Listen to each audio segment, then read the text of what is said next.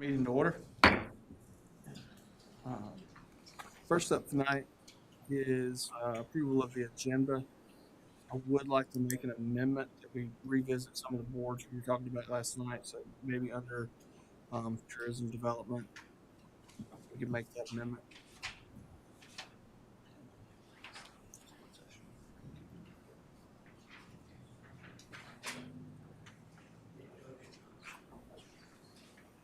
Make a motion to amend the agenda. Second. All in favor? No opposed. We'll add that under tourism development authority appointment to revisit the board appointments. Moving on now, we've got our regular minutes from November 19th. There's no need to amend those minutes. I'll seek a motion for approval. So moved. Second. Second. All in favor? Aye. None opposed. Moving on now to administrative reports. In case y'all didn't catch last night's meeting, we have two new members. Mr. Michael Jennings is a new commissioner, and Miss Jeannie Lynn Hooper, commissioner. So welcome them. See them in town. Don't bombard them with questions just yet. Let them get through the first budget cycle, and then just go at it. So, seriously, welcome them and know that we're proud to have them here. Look forward to having them on this board. So, any other additional commissioner reports this evening? Not from me. Move on now to the county manager report, Mr. King.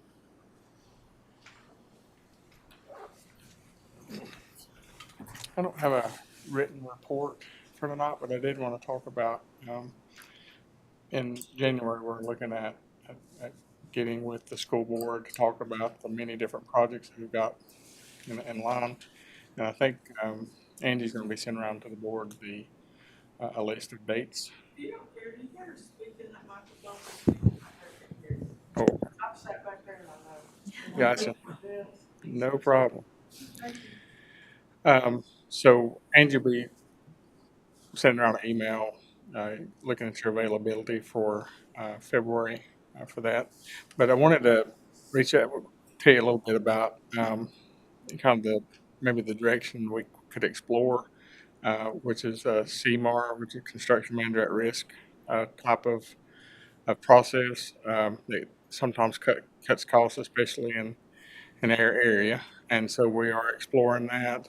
We'll be sending out like an RFQ.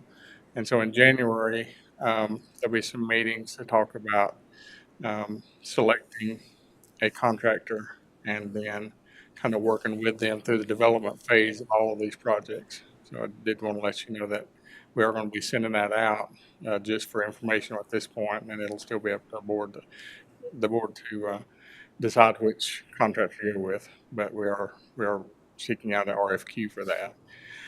Don't have an update on the project list tonight, but I will on the 17th. So.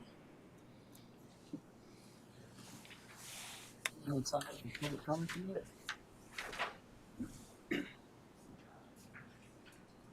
Thank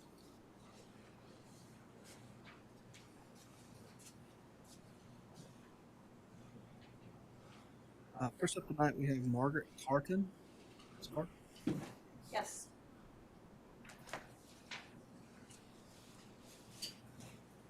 How are you all? Good. How are you? Good evening, Jackson County Commissioners, county staff, and meeting attendees. My name is Margaret, also known as Maggie Carton, and I have had the pleasure of serving on the Jackson County Public Library Board and the Fontana Regional Library Board for the past 2 years, finishing out an unfinished term of somebody who had to step down from the board. During the past year, I've served as board chair on both these organizations. I am respectfully requesting reappointment to both boards tonight. Try saying that 3 times fast, respectfully requesting reappointment, so that I can serve my first full term on these boards. I believe that I have the experience that's relevant for this role, and that was what led to my original appointment 2 years ago. After 18 years as a financial executive for Coca-Cola Enterprises, I moved to Jackson County Cashers 20 years ago with my husband. We relocated here because my husband was going to be a professor in the business school at Western Carolina. I looked for local opportunities to volunteer in our community. Since 2005, I have served on a variety of nonprofit boards: Vision Cashers, Friends of Panthertown, Big Brothers Big Sisters of Cashers and Highlands, the Village Green Physical Plant, Panthertown Map Association, and the Raven Gap Nakuchi School, where I continue to serve after 20 years and was board chair for 10 years. I was in the inaugural class of Leadership Cashers in 2019 and still serve on their advisory board. I've also volunteered on 3 Jackson County committees: the Jackson County Litter Task Force, where I continue to serve, the Jackson County Pedestrian Steering Committee, and most recently, the District 4 Jackson County Conservation Plan Steering Committee. This is a challenging time for libraries across the United States, and I'm pleased that with the stewardship of the FRL Executive Director Tracy Fitzmaurice, the new FRL regional agreement was executed during my tenure as FRL Board Chair. In addition, we have implemented a new child safety policy and a restricted child card option for parents that has been approved and will be implemented shortly. My mother and father were both librarians. As a direct result of this heritage, public libraries, their resources, and programming have always been a part of my life. I'm hoping you will give me the opportunity to continue to serve on these library boards and contribute back to our community in this capacity by reappointing me tonight. I also want to mention that Boyd Sossman is up for reappointment tonight. He was unable to be here, but he has served similar situation to me, a partial term, and would like to be reappointed. Thank you for listening to me this evening and for all you do for Jackson County.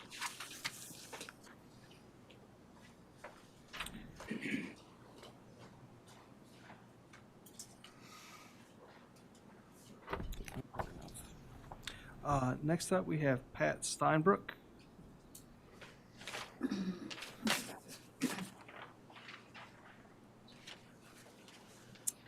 Good evening and welcome to the new commissioners, and seeing everybody sitting in different seats. Nice to shake things up a little bit. My name is Pat Steinbrook. My husband Steve is with me tonight, and I have been residents of Jackson County since 2009. I've been involved with the library for over a decade, and I'm a longtime supporter of the boards for both the Jackson County Public Library and the Fontana Regional Library, as well as all the dedicated and hardworking library staff.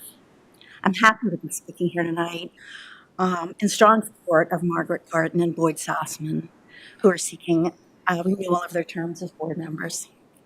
I've attended and had the privilege, actually, of attending both county and regional board meetings, library board meetings this past year, and I've seen firsthand how skilled and efficient Maggie has been in chairing the meetings.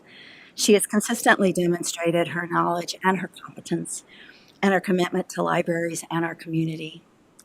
Boyd Sossman is a longtime Jackson County businessman, and he's also demonstrated a lifetime of commitment to the people of Jackson County through various volunteer positions. Maggie and Boyd are extraordinarily experienced and qualified. The citizens of Jackson County and the whole Fontana region are fortunate that they're willing and eager to continue their terms. Thanks. Antoinette McWatt.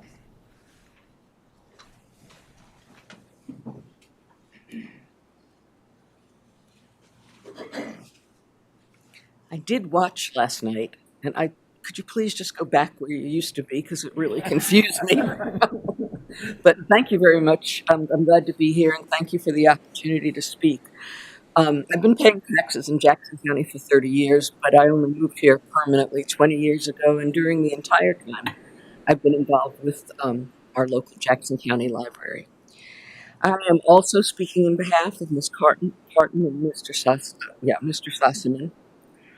I attend Jackson County Library Board meetings. I attend Fontana Regional Library Board meetings. And as chairperson, Ms. Carton keeps meetings on task and moving at a reasonable pace. She's cordially welcomed all the new members to the board and succinctly and accurately has answered all their questions. When you have lots of new people, there are lots of things that they have to figure out, and Ms. Carton has been very gracious in her explaining how Robert's rules operate, and other things related. Mr. Sopson has served in her stead when she hasn't been there and when necessary. He's very familiar with both the new interlocal library agreement, which of course you guys approved, and with the FRL bylaws. He serves with equanimity. He's calm and brings that feeling of knowing what he's doing to the meetings that I appreciate, because often I'm sitting there and I'm confused, and I feel better knowing that someone knows what's going on for sure. His renewal and Margaret's renewal will provide a continuity that I see here with the commissioners. All 5 of you didn't play 3 basket turnover, 3 stayed, 2 new members, which is the way I think committees and boards needs to operate, because you need to bring the experience along with the new ideas. Thank you for listening to me tonight, and thank you for having good heat in this building. Thank you. Moving on now.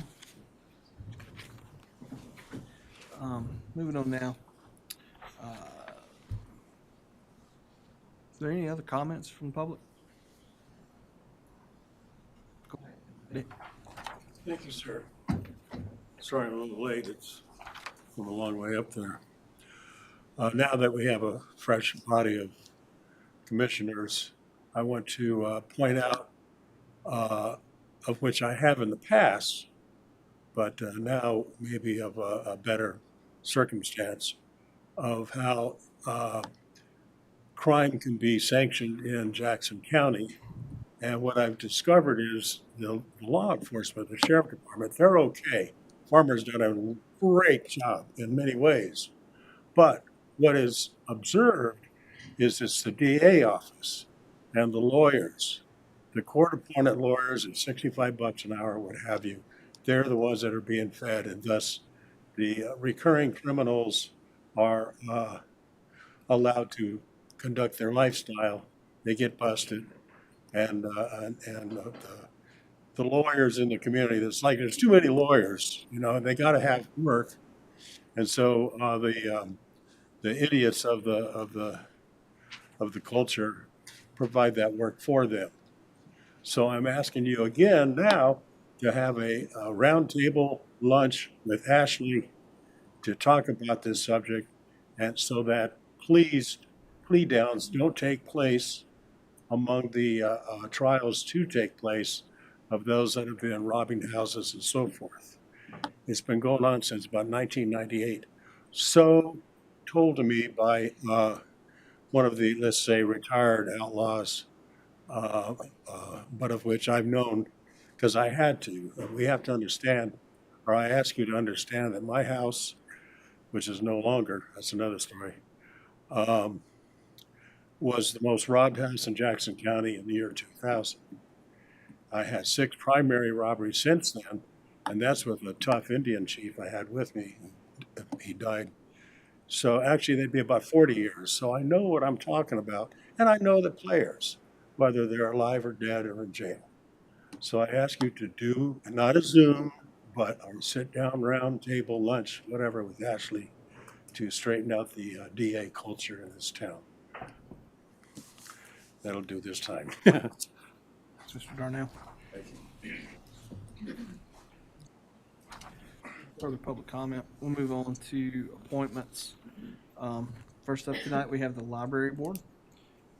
We obviously have Ms. Carton and Ms. Sozman, or Mr. Sozman, sorry.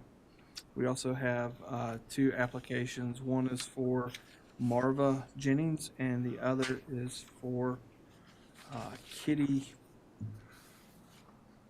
Chisholm. Is there a motion for Miss Carton, Mr. Sozman, Miss Chisholm, or Miss Jennings? Make a motion that we appoint Ms. Jennings to the library board. Okay. And I make a motion that we appoint Kitty Chisholm. Are there any other motions on the board? Is there a second? I'll second Ms. Chisholm. Second for I'll Miss. second Marty. Okay. All those in favor? Say aye. Opposed? Okay. We welcome Ms. Chisholm and Ms. Marva Jennings to the library board.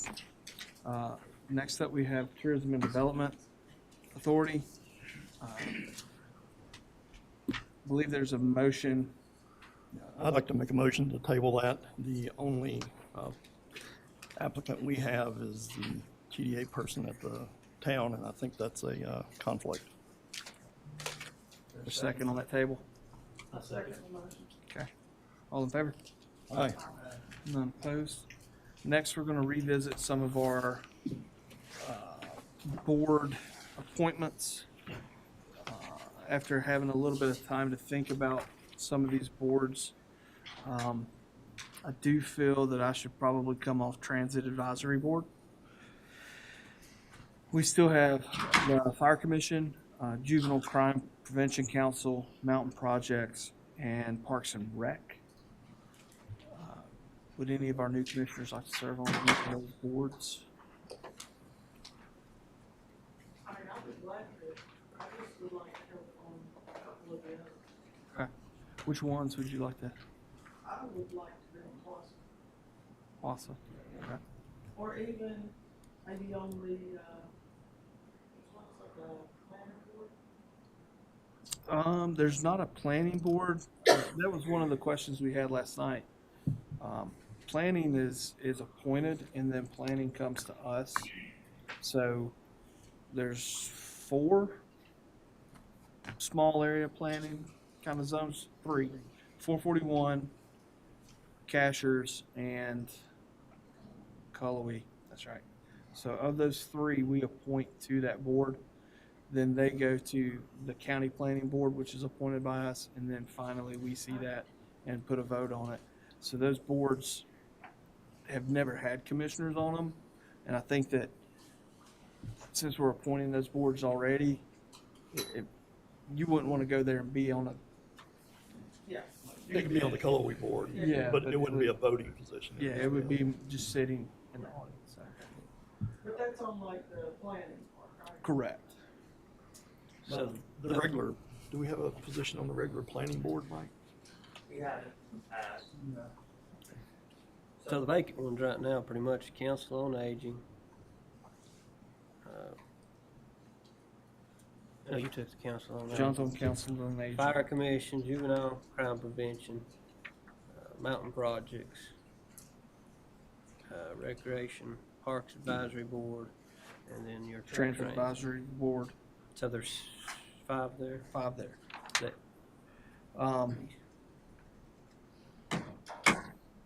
Now, one I could come off of that y'all may be interested in, it's completely up to you, is Via Health. That's another one that's.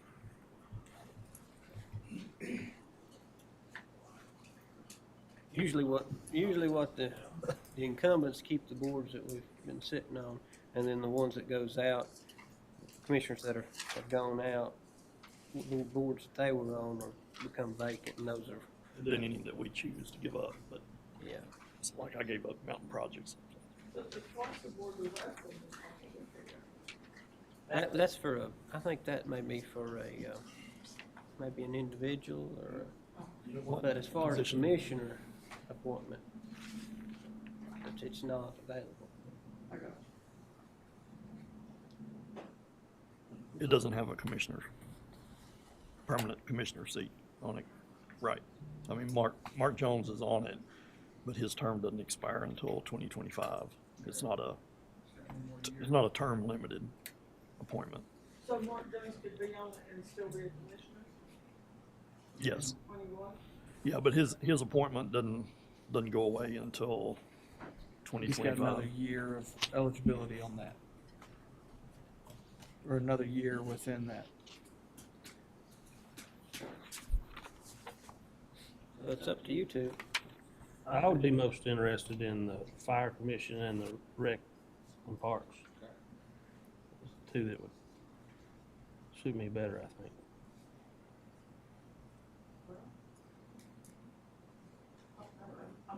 I've never been on any of these boards, so I'm not sure where somebody is most needed. And I could be on Southwestern Community College. Tourism development. Would you like to do tourism? I don't really care, I'm not that picky, but I think it's necessary that we get some good people and that are willing to, stand up, speak out for what's gonna be the best of this county on some of these boards. Mountain projects is they really need. Okay, now, mountain projects, I'll do that. I was on it and I just couldn't make the meetings, and so it's kind of pointless for me to be on it. Same way with juvenile crime prevention, of course, I think all of us up here now have full-time jobs, but I couldn't make the meetings.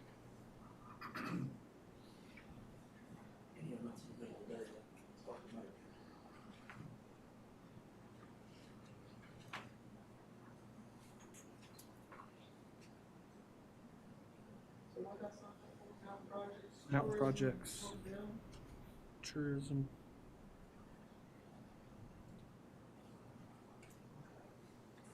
How about Southwestern? Southwestern is a little different. We've already made that appointment with Todd being on that one.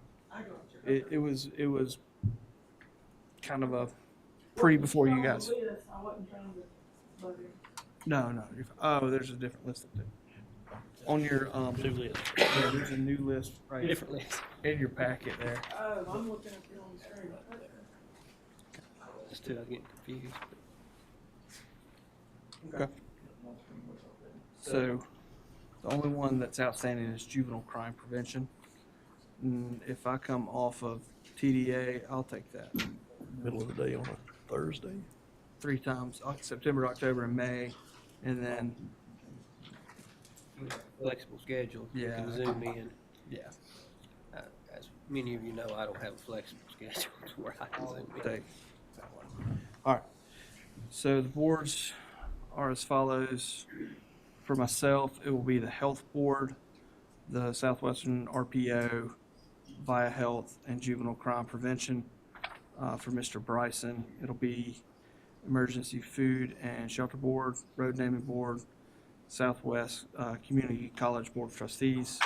Mr. Smith will be Council on Aging, Public Library, Road Naming, and Trails and Greenway. Mr. Jennings will be Fire Commission and Recreation Parks Advisory. And then the people will be TDA and Mountain Projects.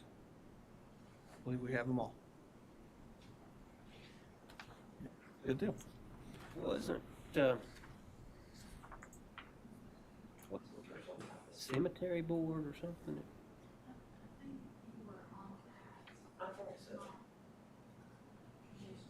Oh, okay. An open position, kind of one of the board appointees, and you. I do. Well, That's you right. volunteered. I remember now. I remember. You gotta be careful what you volunteer for now. Yeah. I remember. With that, is there any questions tonight from the press? Okay. Let's take a motion for adjournment of our regular meeting. Motion to adjourn. Second. All in favor? Opposed? There are none. We are adjourned.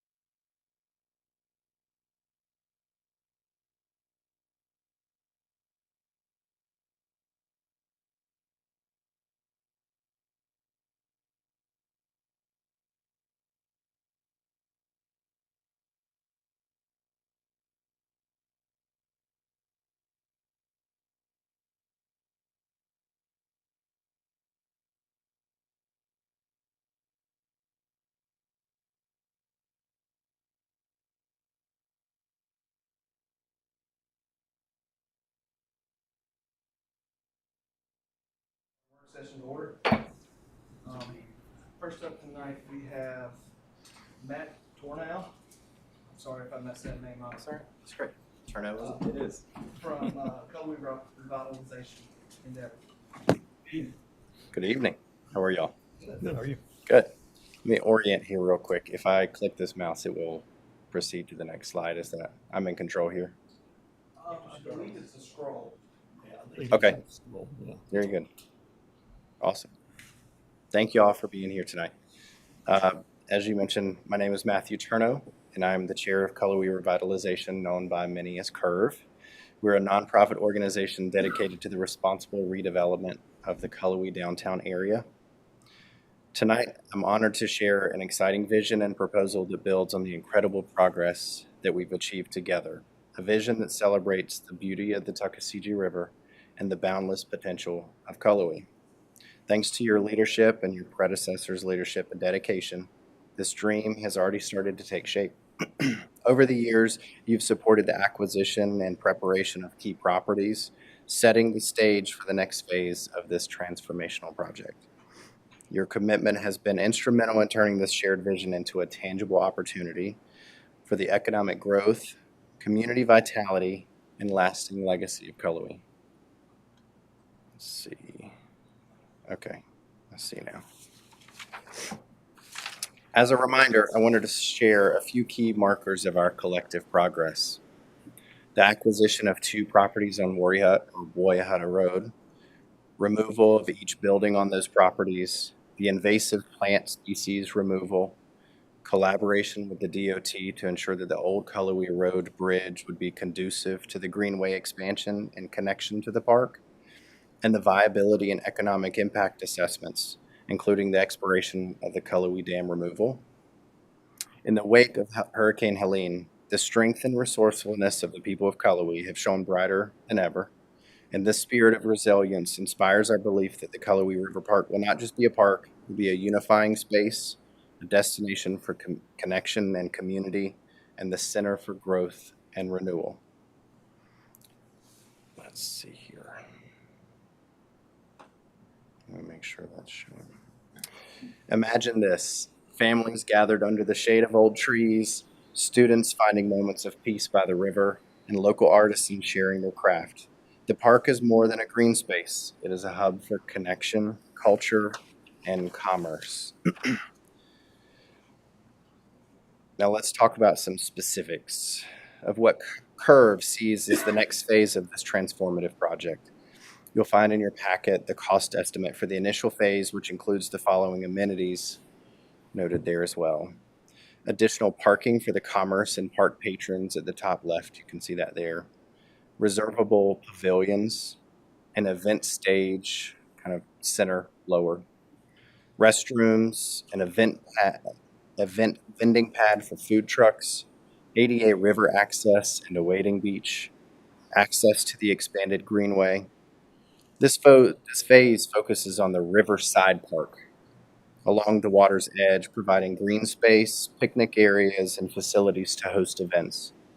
As we look ahead to the second phase, featuring in-river recreation, we plan to first await the outcome of the Cullowhee Dam removal decision before we pursue cost estimates there. As you likely already know, projects like this have the power to attract small businesses, create jobs, and ignite the local economy.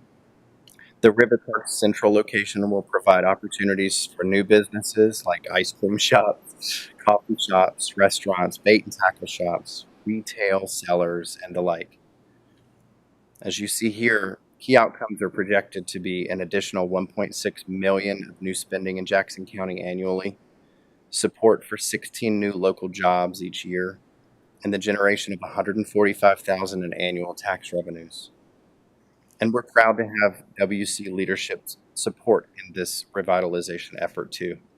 We've been in discussion with the university about extending sidewalks from campus to ensure safe pedestrian traffic to the park and surrounding businesses, as well as the potentiality for additional public parking to ensure adequate parking necessitated by Cullowhee's growth. In closing, I want to thank you for your continued dedication to this project. We're confident that the River Park will be the impetus to economic growth of Cullowhee. Curve's history of stewarding community, growth, and beautification of Cullowhee spans over 17 years, and we remain steadfast in our dedication to its revitalization. I have a few of our board members here tonight with me, most of this room here, who've committed a lot of their time in past years to get us here tonight. And we'd be happy to answer any questions you may have. Thank you. The first slide, I think, said estimated initial investment of 1 million, or maybe it's third. I'm sorry. Yes. So, of that 1 million on the phase one, what is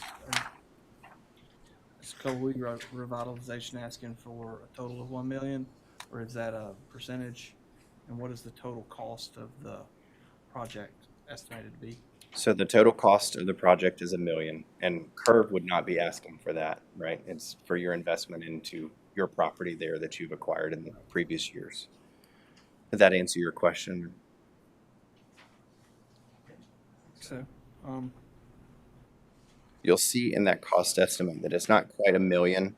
So we've reduced it by the acquisition of the two properties. It was estimated at $106,000. There's one remaining property there that was recently closed on, and also the demolition of those properties, which was about $15,000 estimated.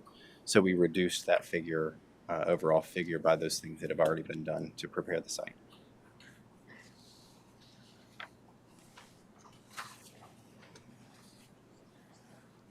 Any other questions? any questions by the board? Do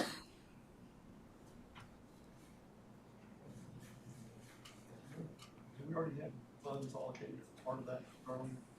We have purchased the property Tore down the buildings. and tore down the buildings. We haven't done anything as far as the park.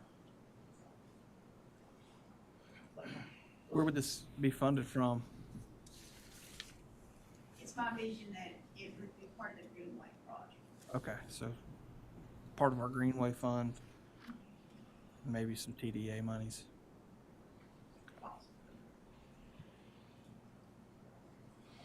I think it's a great location. Couldn't be better. Site plan. Yeah, it's great. I think one of the things that I'd like to underscore is that it offers additional parking, right? So that's one of the things that we need desperately in Cullowhee for any business to be viable, Right. to have a number of folks visiting, restaurants, coffee shops, that kind of thing. There's a restaurant not far from there, isn't there? Rogers Brothers was, Rogers yep, Brothers right there. yep, And it's always a Parking premium. indeed, yeah. And they had to purchase a larger piece of property across the road, right, to support that. Mm-hmm. So probably about half of that property is still vacant. So Yeah. that might be a little used for additional parking. Yep.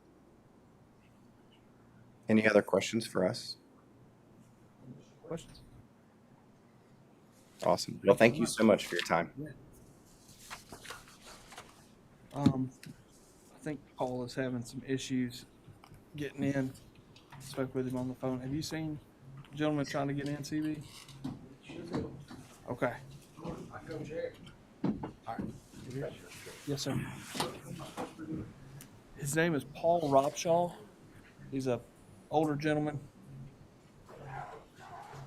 We'll move past Paul and go on to the communications tower lease.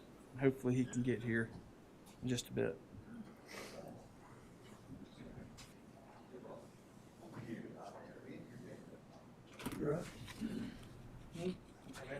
Yeah. Yeah. Just we'll skip Paul and come back to him in a minute. This is just informational item tonight. It's going to be on the December 17th meeting, but this is a lease for a tower site, and the lease came up this month. So this lease is for 5 years, starting January 1st, 2025 through December 31st, 2029, which will be for a 5-year period. This is for our main tower site. Does all of our radios for emergency management, sheriff's office, fire departments, pretty much all public safety towers there. I think including the schools there as well. So anyway, this is the main tower site. It's $1,163 for a year. And then I think it goes up 4% every year thereafter. So it'll be 1163 and it'll be 4% thereafter for the 5-year period. Where's this tower at? Is this the one on Colwyn Mountain with Western? No, that's Brown Mountain. That's the one up here. Is it on King Mountain? King Mountain? Kings Mountain, yeah. Yeah. Because this is actually with the homeowners association. They're a part of this. I think that's who we pay to help with the roads and things like that. Yeah. So, do y'all have any questions about this? No? WCC, do they maintain that tower? Excuse me? Wireless bus control. Wireless. Yeah. They're the ones that maintain. WCC, yeah.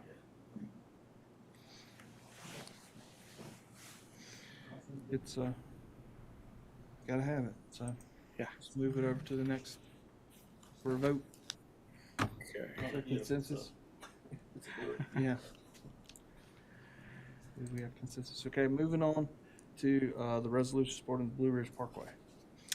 Yeah, this is a request, and you'll see a copy of a sample resolution. This is by County of Virginia, but this is from the Blue Ridge Parkway Foundation. They are seeking $1.5 million from the state of North Carolina to do a strategic planning and beautification process. Also, I think there's some maintenance match dollars that they're trying to get some federal funding for, so they want the state of North Carolina to ante up. They sent this request to all of the western North Carolina counties. As you can kind of see, we do have quite a bit of parkway in western North Carolina, not specifically in Jackson County. I think it skirts around the majority of it, but they do want a consensus of all the western counties, and they want us to pass a resolution. But before I crafted one, I wanted to make sure that y'all were all right with putting this on the December 17th meeting. They're not asking us for any funds. No funding. It's just Support. they're asking for the state of North Carolina, but this was kind of like a letter of recommendation or a letter of support, basically. I love.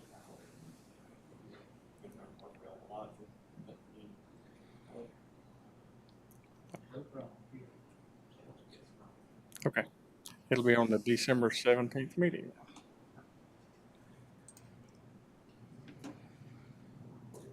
Business tonight? We do. All right. I would like to bring forth all the boards that we have. I think there's several things.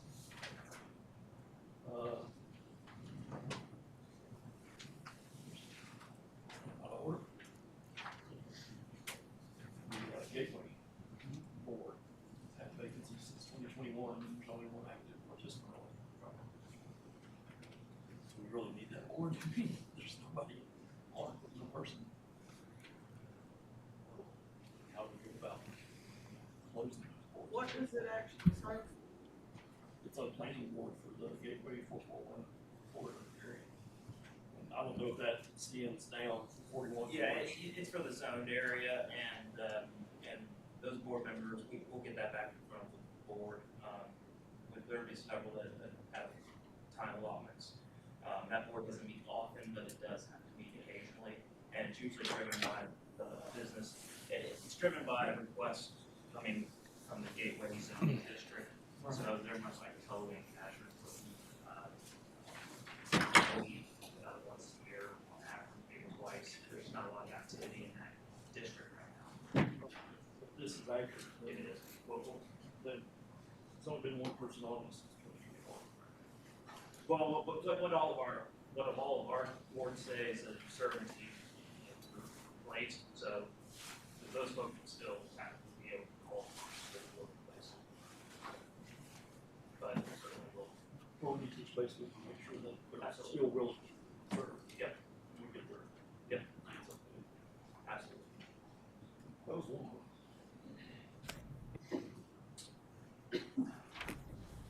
I went through all these today. I don't remember them all, but that was one I did. That's probably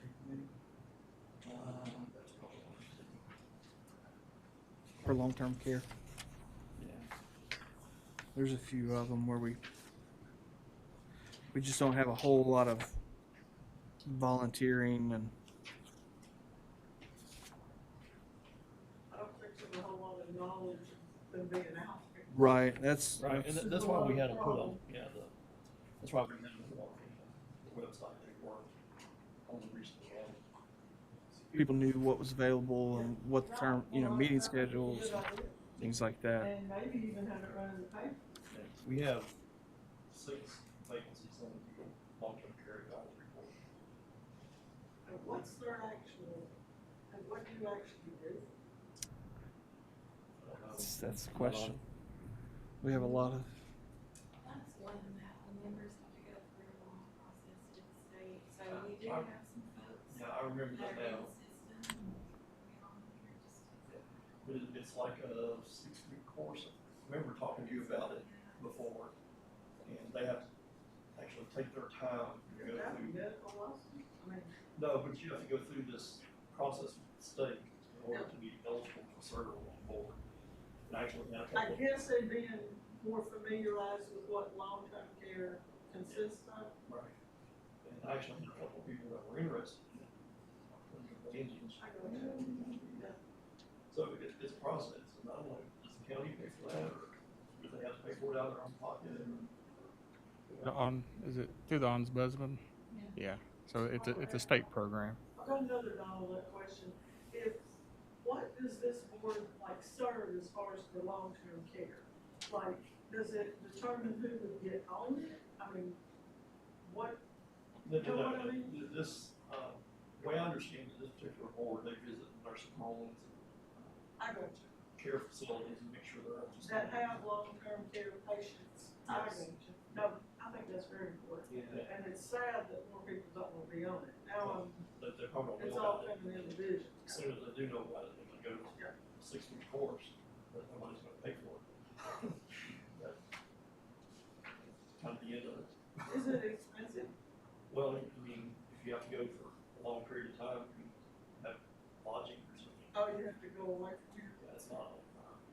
Well, I mean, that, to me, that is something that people that are in long-term care, even family members that have people that are in that, you don't know what the laws are, what the rules are, and I think a lot of those people that are incapacitated, because that's why they're in long-term care, they don't get the care they should get. And it might be something as far as looking in, is it for Jackson County, is it just our county? Then, to me, that would be something we might discuss at another meeting or another, whatever. Well, To where that we might want to, if we can find people that are serious enough about going to it, let's pay for them to go. I mean, to me, it's worth it for the county and the people in our county and for their family members that have to be in long-term care to be looked over as they should be. would we be able to provide funding for something like that? It's not, they're not employees, they're. Oh, it could just be for a class You and they make a have to. grant for it. They do. I don't know if they do. If they do, does that pay for lodging, things like that? It could. There is a grant, or we? No, we would have to provide a grant. Yeah. Cause I mean, the 2 people that I see things do, that's really what did it for them, was, they had to pay for the class. That may be one of the most important ones up. No, Yeah, exactly. well, I mean, I think it's very important, and I mean, for people that live in this county, or, especially, it don't matter if you lived here your whole life or not, but just say you have, you spent your whole life in this county, and then you wind up in long-term care, and you're not given the care you should have gotten because nobody ever saw what those people do. And you can't speak or talk, possibly, and not in your right mind, I mean, out of sight, out of mind. I think it's a very important board. We can look into it and see what we can come up with. That probably needs to be budget discussions. Probably put it under elder.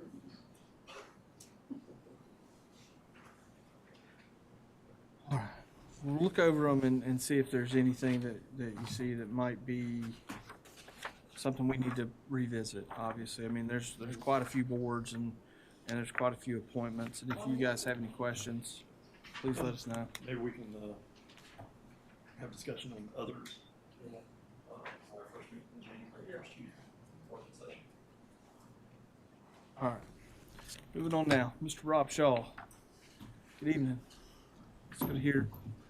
Mr. Rob Shaw's here to speak about walk cashers. Thanks, Mark.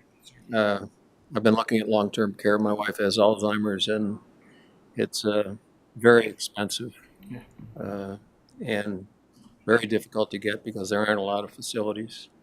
And you want the best care possible. It's a terrible problem. And she's not aware and cannot tell you what goes on around. right.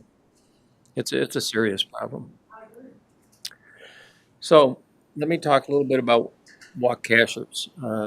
Several years ago, when I met with Don Adams, we talked about how we could bring cashers more into the county because it feels out of the county. And I was helping to start Vision Cashers.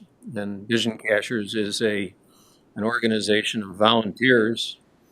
And we were trying to build a partnership with the county to make the Cashers residents have a great feeling of appreciation that they live in the county because they don't have an incorporated area. And in my opinion, even though Don felt that's really what we should do, I think it's an unrealistic expectation to see Cashers get incorporated.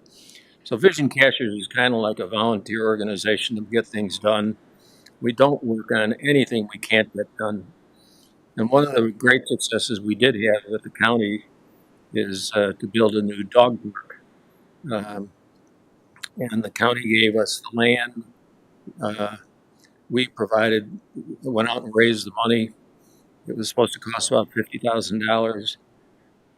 We raised $60-some thousand. Don had given us one woman who was willing to pay for the whole thing, and we said, no, we want the community to own it. So we went out and started raising the money. Cashers is a pretty old community, and I bumped into a lot of people who had dogs but no longer had a dog because the dog died. So I said, I'll tell you what, we'll put your name on the sign of the dog park and your dog's name in memory of your dog. And then I had the response, okay, I'll give you $500. I'll give you $1,000. And that's how we got to $60,000. And it was a joint venture between the county and Vision Cashers. We also worked with the county on building sidewalks in Cashers. And we got owners to pay for them. Vision Cashers raised the money for engineering and survey. And the owners paid for it, and the county agreed to guarantee liability and maintenance on the sidewalks. So again, we worked collaboratively with the county. Well, this Walk Cashers initiative, we can go through the slides, there aren't that many, but the Walk Cashers initiative is to convert cashers into a walkable community. And if you've been there, you probably know you have to get out of your car, get back in your car, drive to the next place you want to go. And it is not friendly to that. And so let me go back to the previous slide if I can. So I've covered some of this stuff, but lately one of the big initiatives that we went after was to make Cashers into a walkable community. We raised $50,000 from the Highlands Cashers Health Foundation, and they had a study done by Equinox. I think the county has used Equinox and other things. And they gave us a plan to build 5 miles of walkability in Cashers with small parks and pathways and sidewalks, etc. And they gave us a price that was like $11 million to do it. And we went to the 3 new developments. You're probably familiar with those three new developers that are developing these significant projects in Cashers, and they said they will embrace this Walk Cashers initiative, and they will pay when they build their developments to put in walkability in their developments, and that is covering about half of the cost. We don't know exactly what it's going to cost because there's all kinds of unknowns, but we're using the number $10 million as the cost to be able to build all of this. And it's going to take probably 3 years for us to get it all done. Let me go to the next slide. The next slide is the map itself of what Equinox came up with as this trail system. It would go all the way to Ingalls. I'm absolutely convinced that if we don't get walkability to Ingalls, somebody's going to die on that highway because a lot of people are walking on the shoulder of the road, and some kid texting is going to wind up hitting somebody and doing serious damage. So we're very committed to get this accomplished and make it a trail system, a sidewalk system, and what we're calling mini parks. It could be just a small area on the trail. And those signals that are on that slide are either a park or a stopping point to be able to read about the history of Cashers and what's going on there. About a year and a half ago, we went to Mark and the TDA and the Chamber of Commerce and Vision Cashers, all separate organizations, and said, who wants to be involved in putting this together? We think we can raise the money. We think we can make it all happen. The Chamber of Commerce doesn't have the ability to come up with the money. Mark said, we certainly want to be involved in this. The TDA said they did not want to be involved in the creation of it, but they did say that they thought they would fund about $1.5 million toward it. And we're applying to the TDA to do that. Let me go to the next slide. I talked a little bit about the Equinox study and showed you what the result of it was. And then the Urban Land Institute was called in. I don't know if you're familiar with the ULI, but they have it's a national organization of real estate developers. And they have a study group that does these investigations of communities. And the chamber got behind this, and I think, in fact, the county gave money toward it. Vision Cashers gave money toward it, and a lot of locals gave money toward it. It was like a $130,000 study. And the ULI, one of their major findings was to build a robust network of pathways, trails, and sidewalks to facilitate and improve walkability within the village core. So it just reinforced what we were already working on. Next slide. So we met with the parties and said, and this is something I did in my business past on a real estate company that I'm involved in Austin, Texas. And we said we aren't going to go forward on doing anything unless everybody agrees to it. So I applied that same principle to this. And so anything we do on this, as you'll see in a second, Mark has had his stamp of approval on, or Ben Harris, who was the former head of the Chamber of Commerce last year, has to say yes, the Chamber does, and Vision Cashers has to say yes. If anybody says no, it doesn't go. So it's really a stamp of approval. We met with the contractors to build it. And these are the four principal contractors: Dargan Landscape and Design. Some of you may have heard of Mary Palmer Dargan. She's written books on landscape. She's done work all over the state, multi-states.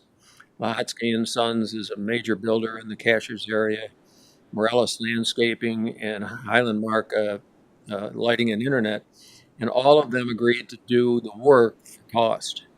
So there's no markup on any of these projects, which makes us think we really can bring this in significantly under what the $10 million number was.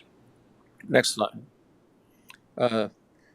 this, what we decided a year and a half ago almost, was to build what we called Phase 1.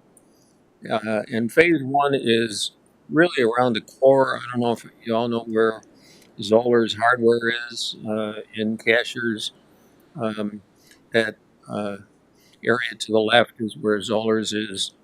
And Bucks, everybody knows where Bucks is. There's a coffee shop. That's the loop to the right going around. And we created this 1 mile of walkability, got it all built. It is now lit. It has internet. And the last touch we're putting on it is QR codes. And QR codes are that square of fuzziness that you put your phone on and it clicks up, and it would give you either a historical perspective of the spot you're in, or some interesting fact about walkability, or some health benefit. And so Phase 1 is already done. If you want to go to the next slide, this is what Phase 1 looks like. The lights, there's that box to the left. We put a TV and a kiosk over on 64. It's a large screen TV with historical highlights.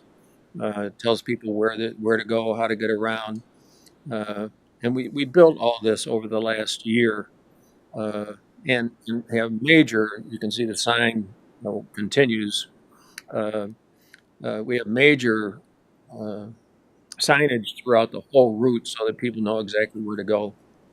And the next slide. So then we created the plan for Phase 2. Next slide. In Phase 2, this is kind of a topo map. You can see the degree of slope on all of it.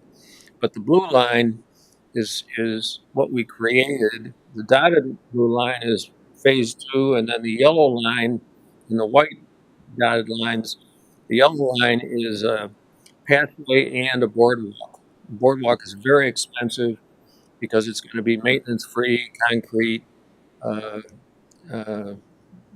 The whole thing basically is maintenance-free. And we're raising the money now to build this three-quarter loop.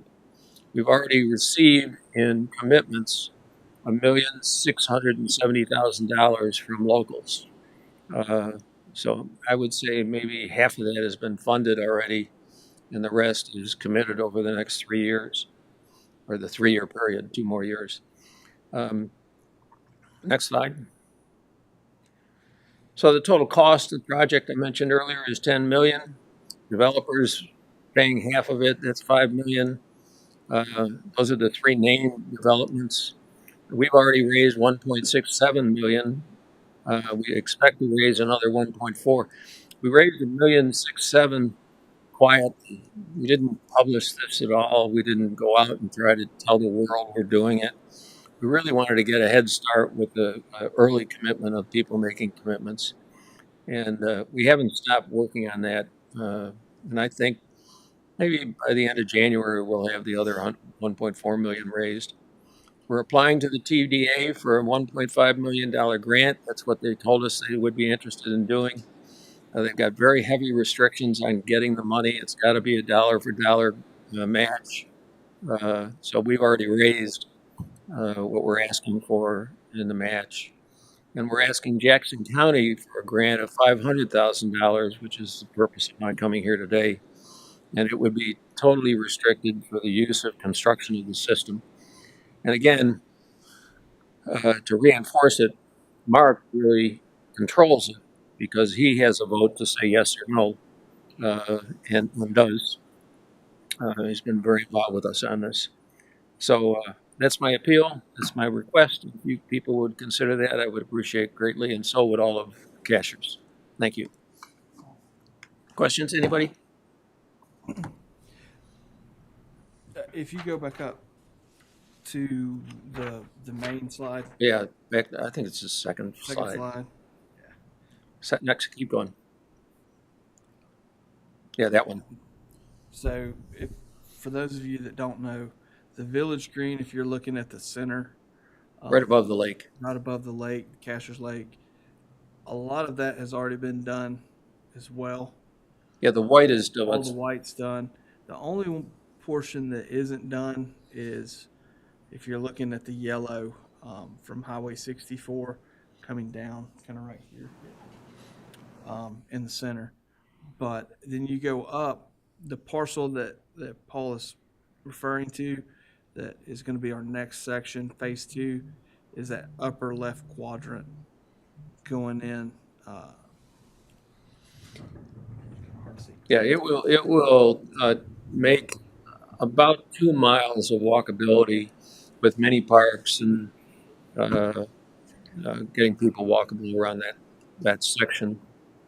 And then looking below where has already been constructed above Cashers Lake, everything below that is where the 3 developers are going to complete. Or a large portion of that will be other developers. Yeah, let me help you on that, Mark. There's a development called Cashers Lake, and that's the section to the left of Cashers Lake. That's about 60 homes that are going to be built. The lots are going to start being sold in the next couple of months. And to the right of 107, all of those yellow lines between 107 and 64 are the 2 developments. One is called East Village, done by the Kessler Group. That just got approved by the Cashers Planning Council a couple weeks ago, and they're starting construction in the spring, tearing down buildings, building buildings. They expect to open the 100-room hotel in the early part of 2007. So Cashers is going to be a mess of construction for the next year and a half, 2 years. And then the line to the bottom of that on the right and part of the north part of that yellow line is called Cashers Marketplace. And that's another 100-room hotel and about 100 small houses. And all along 107 is retail. So it's talking about adding a substantial amount of real estate to this little community, and obviously a substantial amount of taxes inuring to the county. So a lot going on in Cashers for a little small community. How many phases is there total? I'm sorry? How many phases do you see it having? I'm thinking it's 5. So the south side of that picture is all mostly developer done, and I think that everything to the left on the south side is Cashers Lake, and I think that will be done within a year to 2 years. They're building the roads now. It's going to be an 8-foot wide sidewalk, beautifully landscaped. So that will be done. Cashers Marketplace is to the right, and the road, most of that one line, the yellow line going north and south, that probably won't be done for 3-4 years. I think they're doing it in multiple phases. And then East Village is the north part of that, and that will be done probably within 2 years, by 2007. Monte Vista section. You buy that, Mark? That scheduling? 27? Yeah. I would think so. I'd say spring of 27. Spring of 27, yeah, maybe fall. Who knows, but yeah, and I really think Cashers Lake is going to be earlier than that because I'm seeing less and less. The main reason that one's not walkable now is just construction traffic, Right. Big dump trucks. Right. It's really just not safe having people walking that road.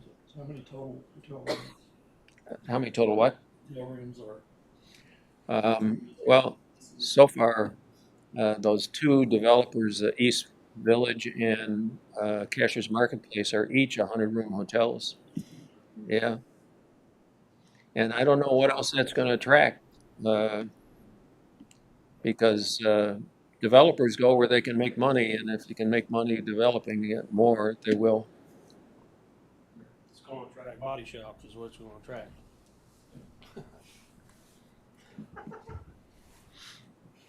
So this, this section you're proposing now, it's out of town as far as there is. Cash is like, is it, excuse me, is it across, I'm kind of turned around, I've worked up there a lot, but is it It- Highlands across? No. You know where the post office is? You know where the post office is? It's down Frank Allen, just to the left. That lake is to the left as you go driving down Frank Allen, and that's where Cashers Lake Development is. I didn't really call that a lake. All right. I don't want you to get the wrong idea. I'm all for walking Cashers because that's a big draw. I know Highlands, that's why everybody loves Highlands. They can park and walk to everything You can there. park and walk. Cashers will never be that way, but it could eliminate some of the driving back and forth by walking. But this section over here you're talking about, there's nothing there. I'm just wondering what, if that was just to get more mileage or, I mean, you've got Slabtown Pizza and those two. Well, let me give you some background on that. Most of that land is owned by the owner of Cashers Lake. And Cashers Lake and that real estate development is all owned by a family called Graunik. And they owned a woman's dress company, I forgot the name, that, Cato. Hmm? It was Cato. something like that, and sold it and made a lot of money. They wound up taking a lot of the money and buying like 50, 60 pieces of real estate around Cashers, all the way into Sapphire. And so their intent is to really make this just a great, healthy community. And what I'm hearing, I mean, you never hear the final plans until it's done, it seems like. But what I'm hearing is 60 plus houses on that yellow road that we are drawn there. And then to the left and north of Cashers Lake, they own that land too. And I'm hearing 100 condominiums. Yeah, so I'm sorry. So the piece on the corner, the Graunik's own most of it, not all of it. They're willing and have already, part of that $1.6 million is $250,000 that the Graunik's have given us to do all this. And they're willing to give the land for us to build the boardwalk and pathway on their land. So it was, call it the easy way to keep it going. The hard part of all of this is to get the owners to agree to let you go on their land. Nobody will give you an easement.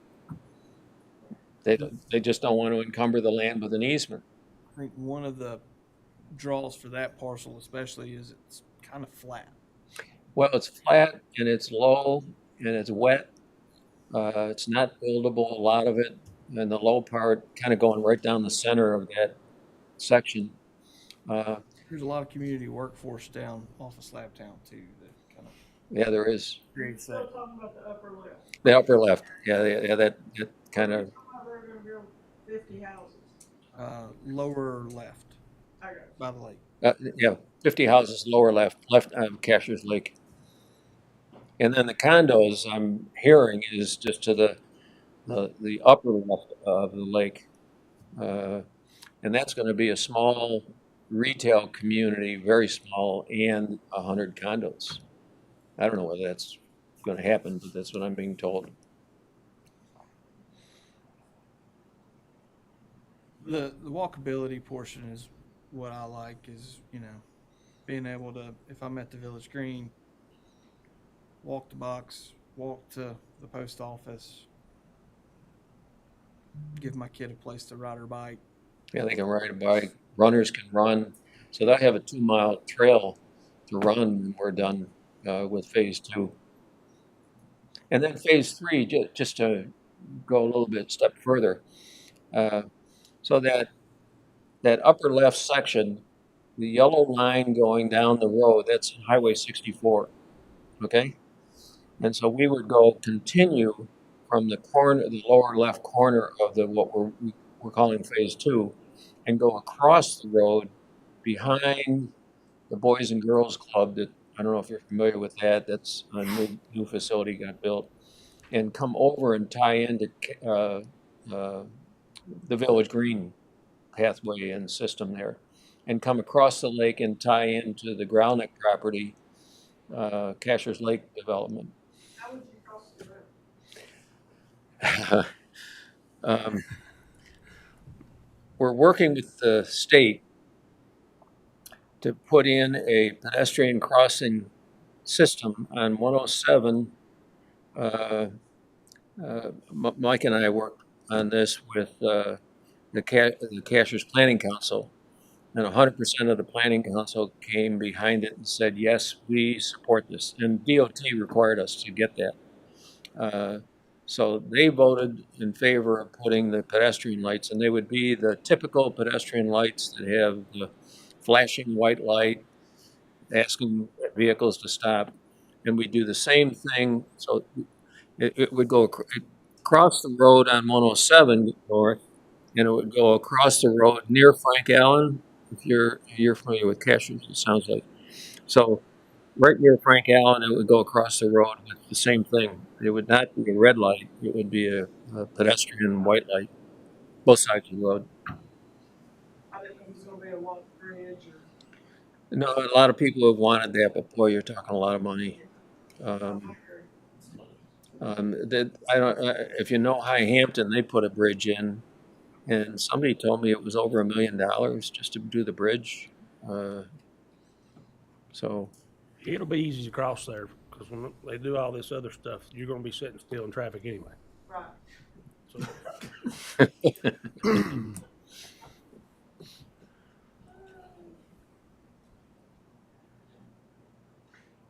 other questions? Questions. We've heard all kinds, I've heard all kinds of numbers.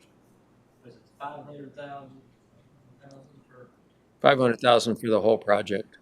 Okay, and what's that 500,000 going towards? It depends on how you fund it. If it's in thirds, which is I think it's going to take us 3 years to do this, it would go toward Phase 2, which is what we're talking about in that upper section. And Phase 2 is going to cost, I'm getting bids on everything now, but Phase 2 is going to cost $1 million. The boardwalk system, because that grounded property is, I showed you on the topo how slanted it is, we may have to do more than 350 feet of boardwalk. And every foot of boardwalk is it's $1,000 a foot. So if we have to go from 350 feet to 700 feet, that's another $350,000. We aren't going to know that without having 3 studies done. It's a sacred wetland for the Chattooga River. It's the headwaters of the Chattooga River, and it's trout spawning river. It's not a river. It's really, it's a creek. It's a wet area. It's a bog. But all the studies that we have to go through with the state and the feds to be able to put the posts in the ground to be able to have the boardwalk on, we aren't going to know that until all the studies are done to say where we have to put a boardwalk and where we can put a pathway. Some of that area down there is dry where we can put a pathway. We did get a surprise when we looked at the recent survey. There is a sewer easement. If you can go to that, who's got the cursor? Jenny, do you have the cursor? Who has the cursor? Kevin does, okay. Kevin, put it right in the middle of 64 on that upper section. Right or left? Left. Yep. Okay, a little bit more. Right, so halfway on that line, and splitting that whole section is a sewer easement. And it's a 20-foot wide sewer easement that Jim Bryson is going to build because he owns the land to the left of all that. And he's going to put sewer in. And he's doing it now. So he will have to clear the land to put the sewer in, and we'll go behind him to put the boardwalk down. But we don't know how far boardwalk we're going to have to do until the study's done to be able to say what's wet and what's not. So we're going to be off by $350,000 one way or the other, or on, if we don't have to build boardwalk. But Todd, to answer your question, the money would go, depending on how it's phased, would go toward phase 2, part of it. Phase 2 construction. And we'll work with whatever you come up with, but our target is to raise the $5 million. And I think, Mark, you may have been there when, what's the guy's name from TDA? Nick. When Nick volunteered, we've got the money, we would be, of course he would be interested. This is going to bring tourism and it's going to raise the revenue going to the TDA. So the TDA is Oh, very interested. They were probably the most vocal at our first meeting as to how much they supported it. and they're willing to give how much for phase 2? 1.5? 1.5 for the whole thing, for the 5-mile route.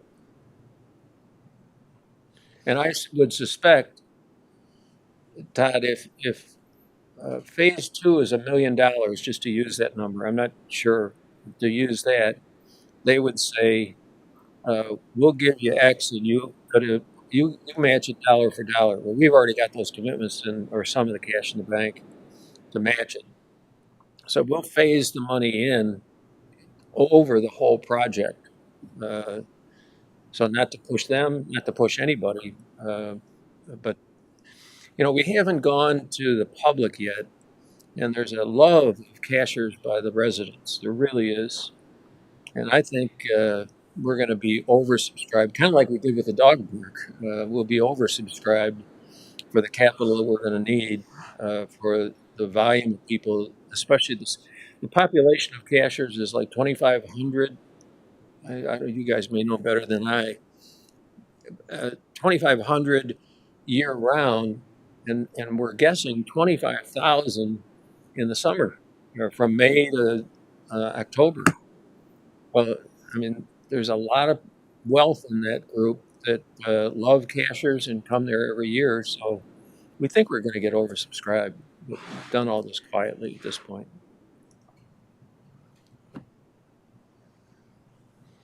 But we think it's important for the county to be involved in this because it really helps the county.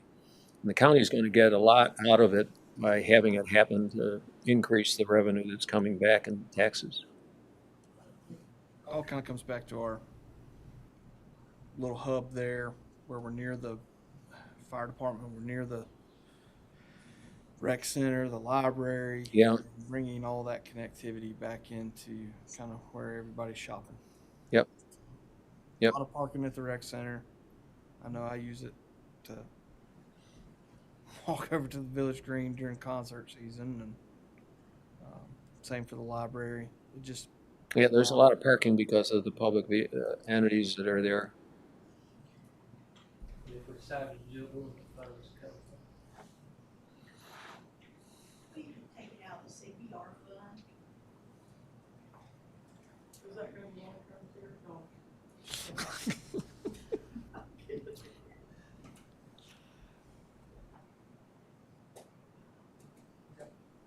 Okay. Is there a consensus to move this to our next meeting?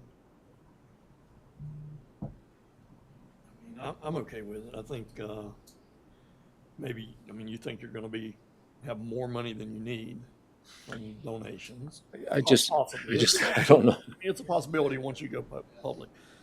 So I think we should go in as a phased approach, and our dollars would be the last dollars to. That's okay. Yeah.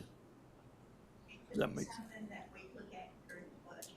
Right, that's what I'm saying, and then it would be we'd be the last donors to the project cost.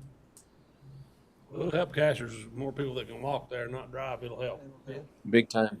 It'll help down here because if you Oh, yeah. no tourism up down. No, tourism comes here.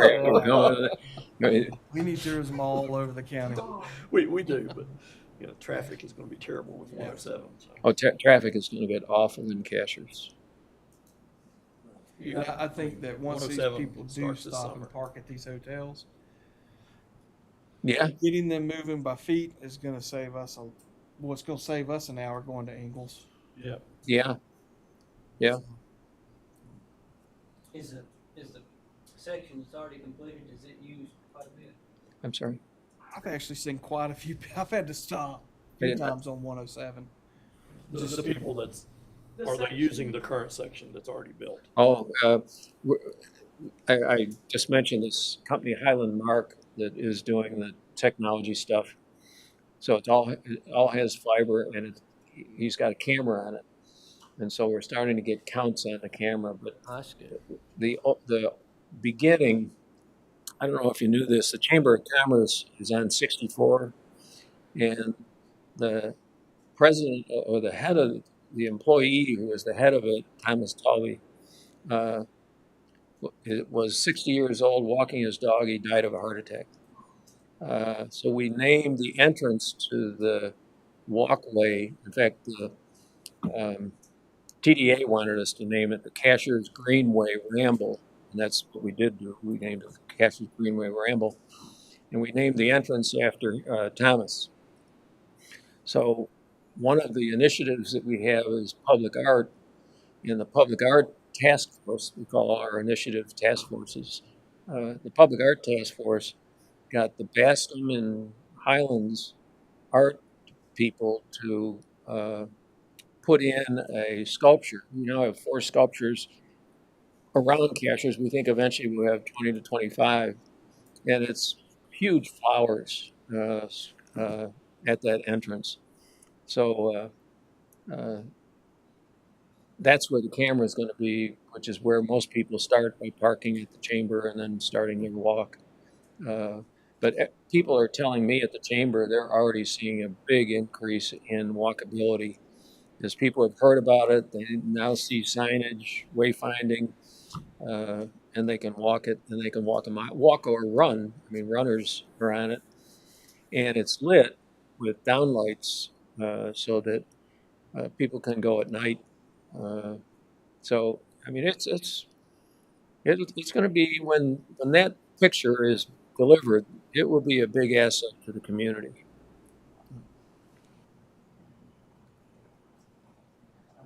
Move it to our budget session and find funding, and I think we'll be in good shape.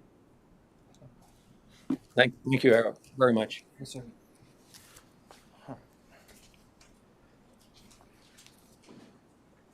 Tonight, do we have any additional business?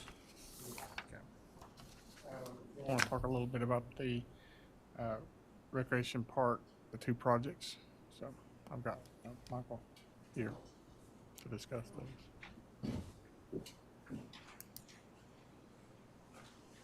Hey, you guys, how y'all doing? How are you?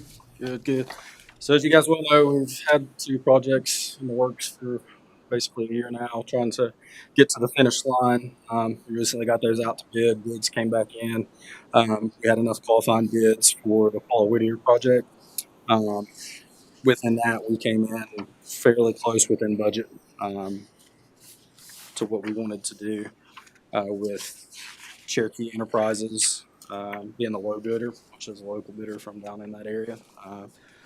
They are qualified as far as everything goes to do the project. Equinox has done their due diligence, took a look at all of their paperwork to make sure that they're on board qualifying for bonding and all of that. And that particular project came in at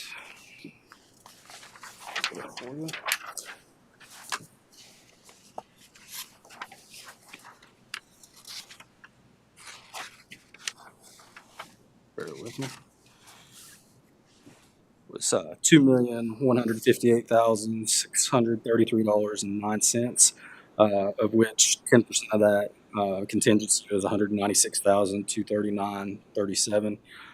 So we're not going to ask the board to approve that amount. I don't think there's any need to have Cherokee hold that contingency. We can hold that. So the bid price would come down to just a little over $2 million for that. So which is pretty close to projections of what we got from Equinox. That's what I was gonna ask. So they're actually Equinox. I'm sorry, I'll go back to it.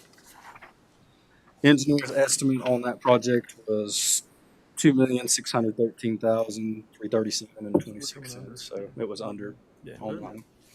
That's what I like to hear. That's what we like to hear, right? That's the good news. That's what I like to hear. That's the good news. So what we'd like to do is ask the board to bring that to their next Absolutely. meeting for approval. Todd gets beat up on that every week. No, I'm sure he does. Yeah.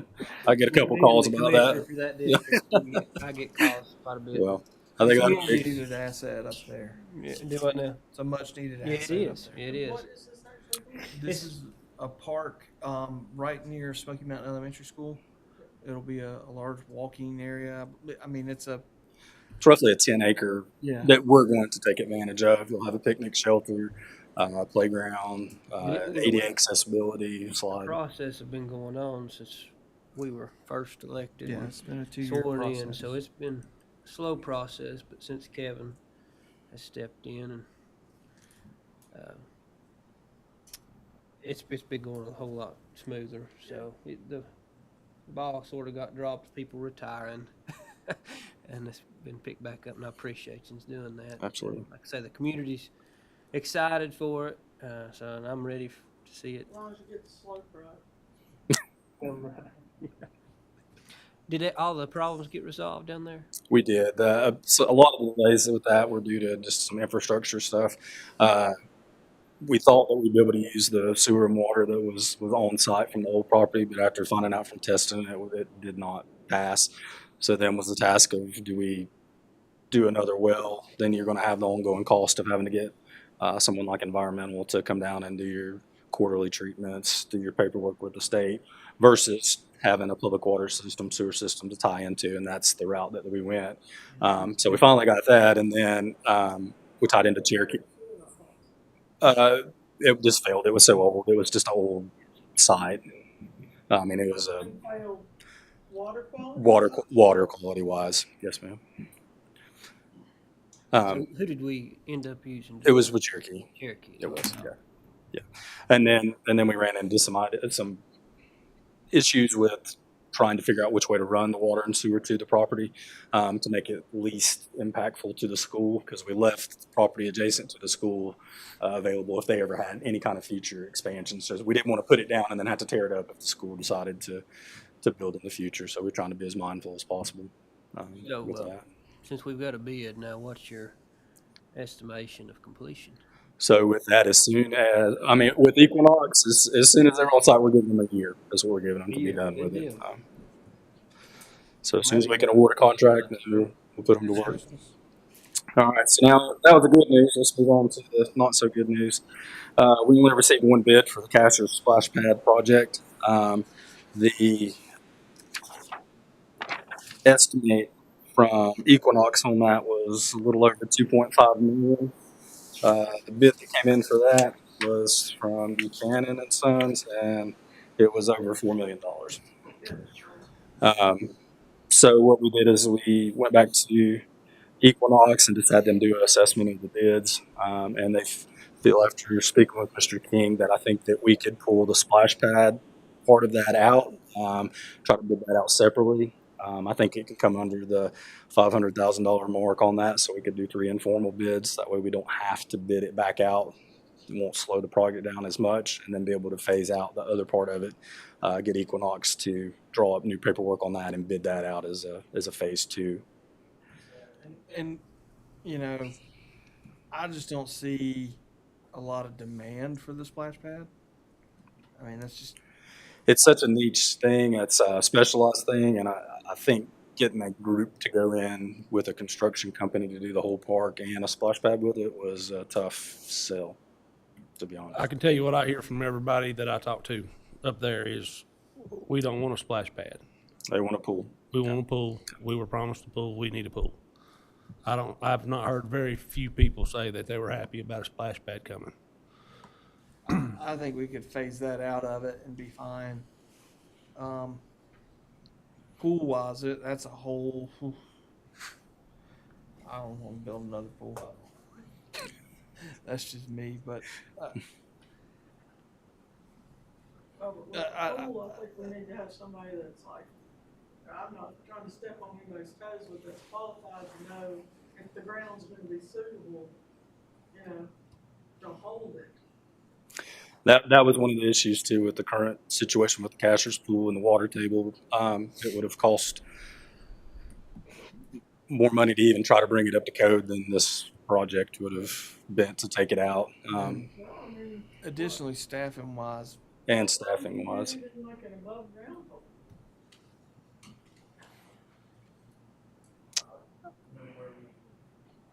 find a pool we can- even if we had an above ground pool, we don't have staff to staff it. I mean, that's been the lifeguards. Which, I mean, you guys know how Cashers is. I mean, it's tough for us to compete with what money we're allocated for part-time salaries when you can go to a private club up there and make $30 an hour. I mean, I don't know if you're aware of this, but when the rec center was built, it originally had a pool part of it. Yep. And it was taken out, I guess, to save money. But apparently in the design in the beginning, it had a pool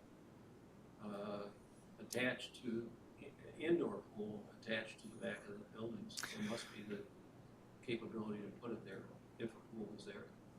there was originally in some early designs, but when they got on site and they pushed the rec center site closer back to the little pond that's behind the rec center, so that pretty much eliminated the area that you could have done your indoor pool. You could, Everybody it'd be like a remembers that. 2-lane pool, and what's the point of building a 2-lane pool when it's already too small for what you need? I mean, in my opinion. So. Probably more so needed than a splash pad. I think that. And having the staffing to do it. Yeah, and I think with the growth of pickleball, that area might be a better. We're already building what, 2 courts? 2 courts. I would see that being filled up every day, just based on what they do inside. So it may be better for us to build 4 outdoor ones and save that money for potentially a new pool in 20 years.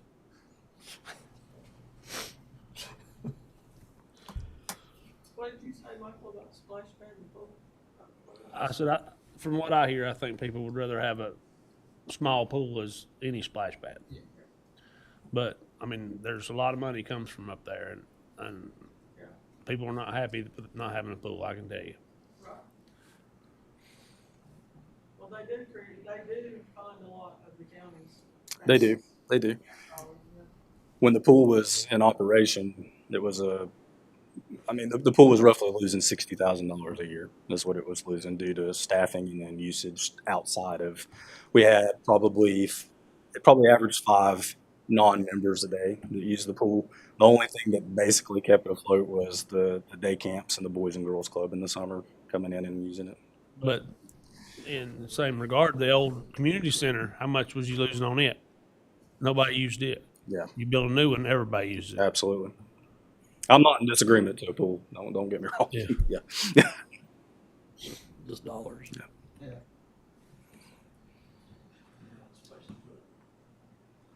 Yeah. So we were just gonna split that out for right now. We can have more discussion about the splash pad versus pool later on in the budget process if you want to, because that would have to be redesigned and everything. But right now we can just look at doing the part of the project that's attainable. Yeah. If it's all right with the board. I think that's a wise choice. Find a company that maybe can do a splash pad for under $4 million and build the rest of the park out like we had kind of envisioned. And sort of fill these new commissioners in on what we're doing up there as far as the project. So with that project up there, I explained earlier, the the pool itself had a lot of infrastructure issues. There's some serious drainage issues that comes off of Garden Lane and what's the one right behind the community center? Fowler Road, yes. And we had a lot of failures within that infrastructure causing sinkholes. We had to do several repairs underneath that pool. Luckily, we had some fine folks there in the community. The Maddens helped out, did a lot of stuff at cost for us to get those repairs done and get it back up and running for us. But anyhow, a lot of infrastructure issues, large pine trees that are there where the current tennis courts are at. The root system is continually busting up the tennis courts. Water table there is just crazy. It's wet all the time. So our idea was within the master plan that we did for Cashers community input, they decided that let's raise that area, fix the infrastructure. Want to put in a splash pad, 2 pickleball courts, a tennis court, outdoor basketball court, a new pavilion, outdoor restroom facilities, and then more trail connectivity too in the area to already connect into what sidewalks that we have done around the existing rec center. It's a nice little area. But Pull the splash pad out and put 2 additional pickleball courts. cost of a pickleball court is what? About half the cost of a tennis court. I mean, you're So- probably, I mean, I'm just guesstimating, but you're probably 10, 15,000, not counting fencing. So, Yeah, fencing. yeah. So for both of them, it'd be 50. I think the splash pad was a waste of money the whole time. My opinion. I've heard that a lot. Yeah. So I say we pull them out and see what if we get a bid on a splash pad, it'll be interesting to see what that cost is versus. I spoke with 3 companies today. They're putting together some price quotes for us just on that alone. So at least we'll have that to go off of. We can say, well, we're not going to take this portion of it and we're going to reallocate it to something else. Yeah. Your suggestion, Mr. King, on That's fine. I think we're getting Equinox to renegotiate with the contractor on the pieces that we can go ahead and fund, and then we'll split out the splash pad and see what it comes in at, and then y'all can make that decision later on whether we go with that. With Equinox splitting that out, do we want them to, as you guys suggested, add to additional pickleball courts in the splash pad area while we've got them doing the work? Is that For me, talking last night, what about a skate park? Something along those lines. I don't know. I'd like to see what the options might be for that area. all right? Go back. We can go back to Equinox and just ask them if they can do some programming on it to see what could be Done in and that what the footprint. splash pad is. So we'll bring back options. They are. Asheville.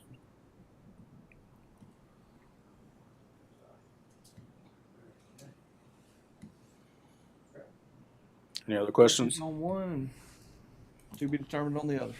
Yeah, we do what we can. Okay. All right. Thank you, guys. Thank you.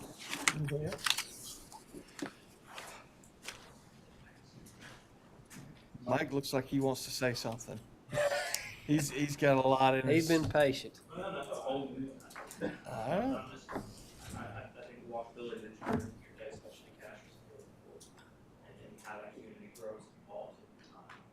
And it's only going to improve how people move around that area. And just to Mr. Jennings' point, it will hopefully reduce the amount of transportation trips in an already congested area. And so those are small things that we can affect as a county transportation network. We don't own and maintain the roads. I can vouch for Mr. Upshaw too as well from their fundraising employees. He was working with them to do dog park was loaded. Nice.